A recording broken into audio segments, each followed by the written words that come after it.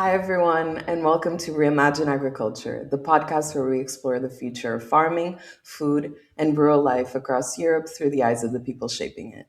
I'm Teresa Carvalho, and in this series, we'll meet people from across Europe who are reshaping the future of agriculture. Today, we're joined by Sophie Etner, board member at Mijarc Europe, an organization working to empower rural youth and ensure their voices are heard in shaping the future of agriculture and rural communities.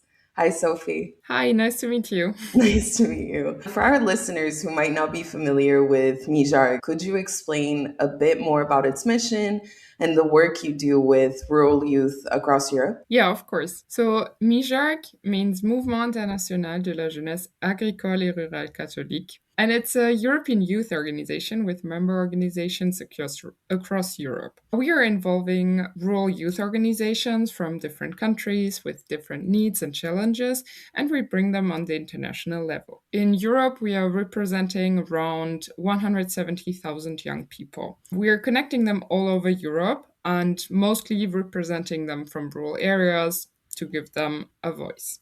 So we are working together on topics about sustainable agriculture, rural development, youth participation, social justice, peace, and inclusion. Mijark is a non-formal learning platform that is created by rural youth, but as well for rural youth, and young people can exchange experiences and bring their local realities to the European level. And overall, our mission is not only to represent young people, but also to empower them to become active actors and change something in their communities. Perfect. I mean, that's really impressive, especially how Mijarc works across very different contexts, but it still manages to connect rural youth around shared priorities and challenges.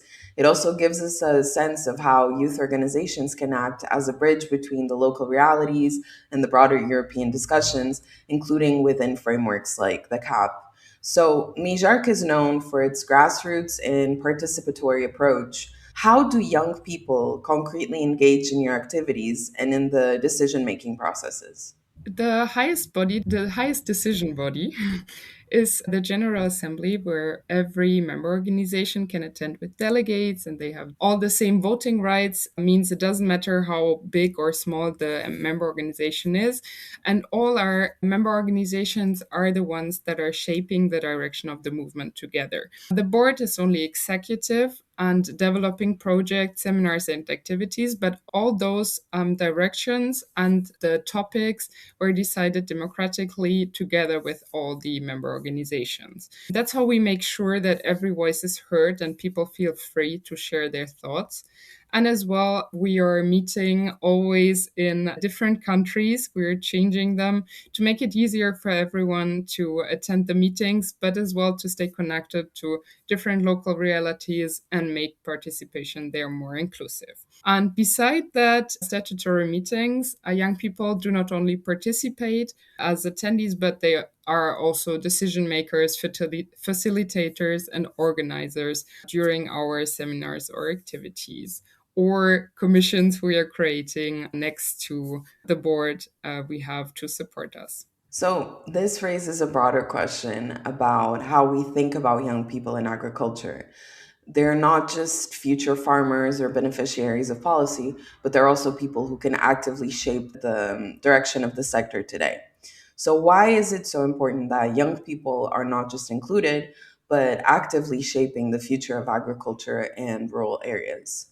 Yeah, the young people are not only beneficiaries of future policies, they are the people, or actually, we are the people who will live their consequences the longest. If decisions about agriculture and rural life are made without young people, those decisions risk being disconnected from reality.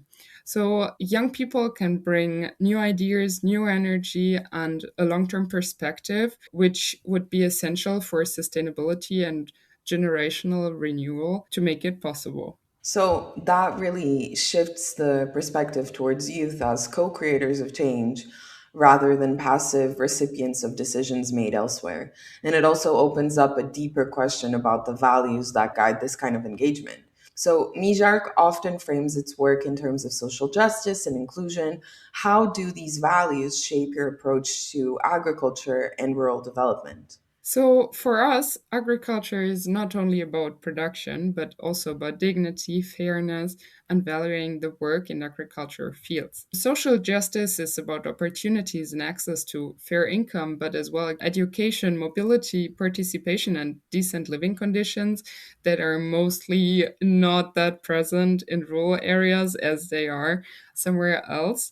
So, young people often move away from rural areas as they don't have enough opportunities and possibilities to shape their life as they would like to. And it's like the topic of social justice is as well about gender justice. It connects very well to the International Year of the Woman Farmer 2026, but it's as well about the importance of women in agriculture fields. They are often unrecognized, and lots of women face barriers in access to land, finance, services, and education.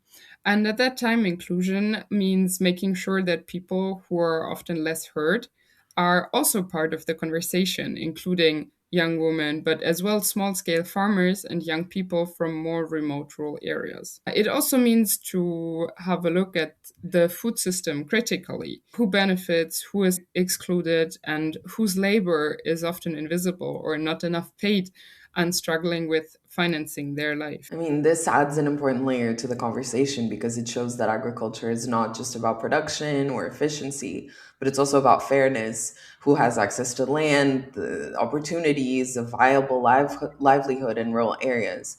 And it also explains why youth engagement, it's not just a technical issue, but it's also a social and a political issue. To make this more concrete, it would also be great to hear how these ideas play out in practice. Could you share examples of how young people in your network are already driving change in their communities or in food systems? Yes, of course. It depends a bit on the different member organizations and the different countries they are coming from.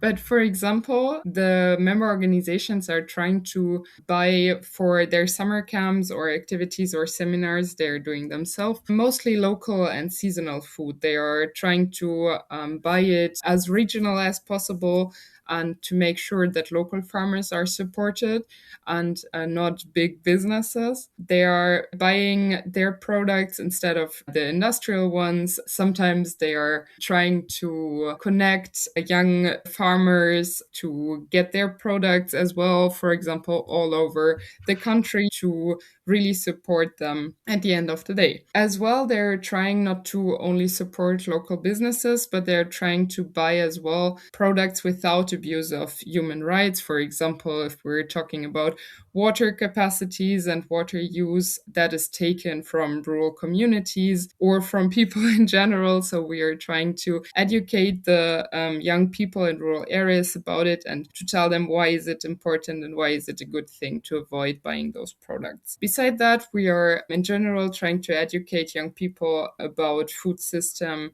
during the seminars and activities we're doing. And for the German member organization, for example, they are also trying to search for houses that are fulfilling the sustainable requirements they have set for their meetings and trying to adjust it as much as possible. So, this shows that change is already happening, not just at a policy level, but also in everyday practices and local initiatives. At the same time, these stories often exist alongside significant challenges that young people continue to face. Mijark focuses specifically on young people in rural areas. What are the main challenges they face today in agriculture and in rural life? Yeah, so one major challenge is access to decent jobs and education in rural areas. But many young people also face limited transport, weaker digital, fewer services, less access to healthcare, and sometimes kind of social isolation, depending on how rural the areas are.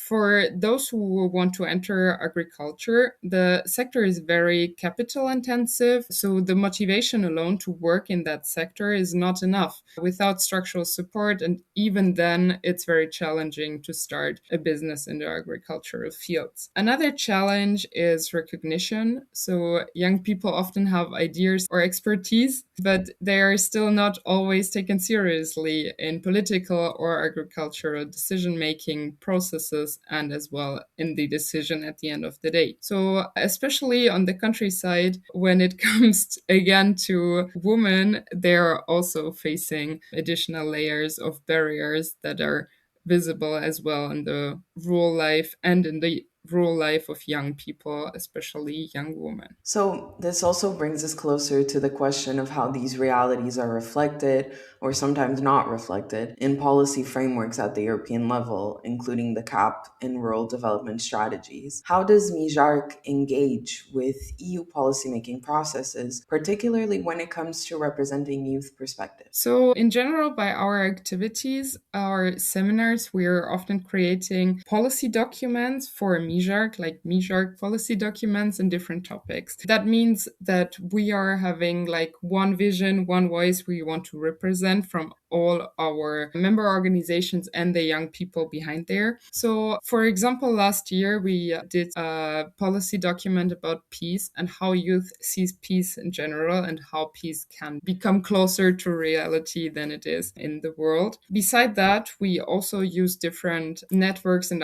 other organizations like YF, which is the European Youth Forum, where organizations across Europe are coming together. There we are advocating for different needs of our member organizations, but as well about rural youth or the rural Catholic youth in general. So we are co-signing there. We are supporting motions that are relevant for us. We're getting involved in the discussions and we make sure that the policies they are making are in line with our needs as well, because at the end of the day, the European Youth Forum is taking their policies as well to the European level and to the EU policy making processes. Beside that, we are also taking part in consultations, filling surveys, stuff like that, mostly with the European Youth Forum together, trying to make our impact higher and bigger while working together with other European organizations. So, this is a key part of your work because it shows how grassroots experiences are translated into policy spaces at EU level, where decisions about agriculture and rural development are made. The CAP includes measures aimed at supporting young farmers in rural areas. How well do these reflect the realities of the young people that you work with? So the instruments they are already mentioned in CAP are sometimes useful instruments, for example, income support, startup aid, investment support, especially for young farmers. That are things that are already good and helping young people to connect to the agricultural sector and to work in it and really make it possible. But the support on paper is one thing, but it does not automatically solve the deeper issues. Being able to have a sustainable business with a stable income and without that high administrative complexity, that is something that is still an issue that should be solved. And without the CAP, the agricultural sector would face even more difficulties, but still it does not fully reflect how complex and challenging working in the agriculture fields is today. And young farmers are still struggling and worrying about their future as the income is not enough to live and to build a stable business with, especially compared to what they are putting inside and how much they are working for it. So, this is particularly relevant in the context of ongoing discussions about the future of CAP and its role in supporting generational renewal, rural development, and long term territorial cohesion across Europe. It also speaks to a broader challenge, ensuring that policies designed at EU level are flexible and inclusive enough to respond to very different rural realities. How can EU policy better address economic, social, and structural barriers facing young people in rural areas? In the first place, policy needs to be designed with rural youth and not only for rural youth. That means including the thoughts of young people from rural communities, taking them seriously and their needs by surveys, or having a youth council that is working together with EU policymakers. That are things that would be possible. That means not only consultation, but also follow up and concrete measures, as well as fair prices, digital infrastructure, and education. So, in that way, policy should also be better connected to the agricultural policy in regards of gender equality, because the future of rural areas depends strongly on everyone.